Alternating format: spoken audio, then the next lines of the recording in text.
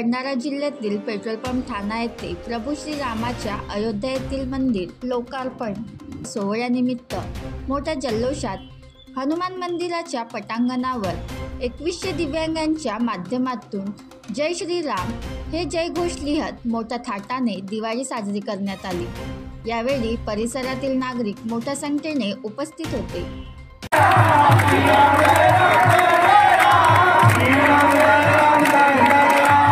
आज 22 जानेवारी 2024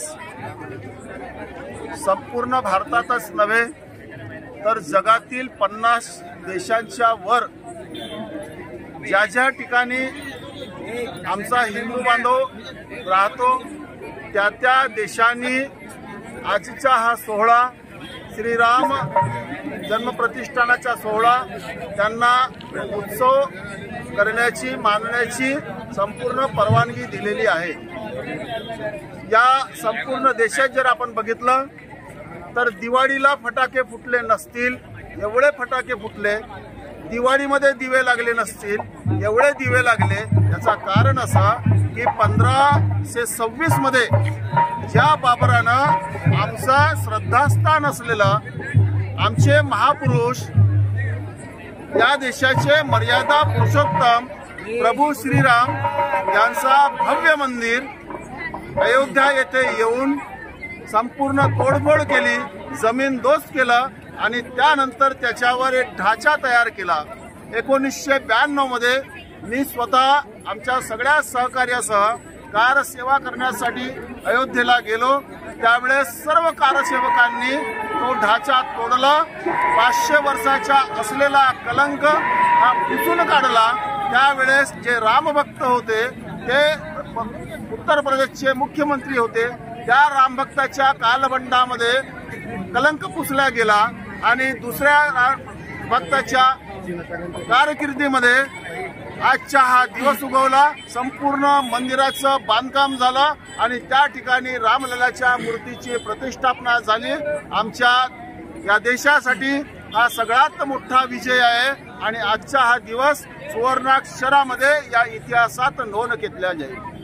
संयोजक या नात्याने आणि माझ्यासोबत माझ्या समितीचे सर्व कार्याध्यक्ष राम थोटे, उपाध्यक्ष डॉक्टर रुपेश दुरुककर आणि समितीचे सर्व पदाधिकारी या ठिकाणी उपस्थित आहेत।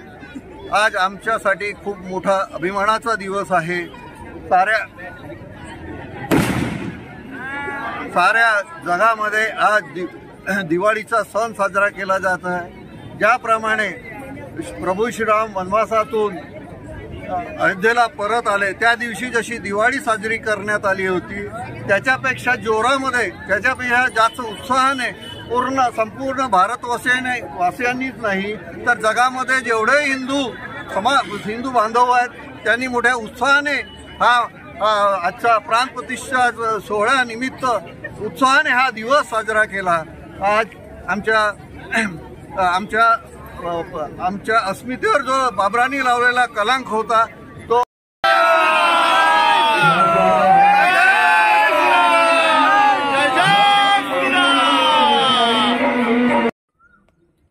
बनवा व्हिडिओ, पाठवा व्हिडिओ, आम्ही तुमच्या न्याय व हक्कासाठी लढा देऊ।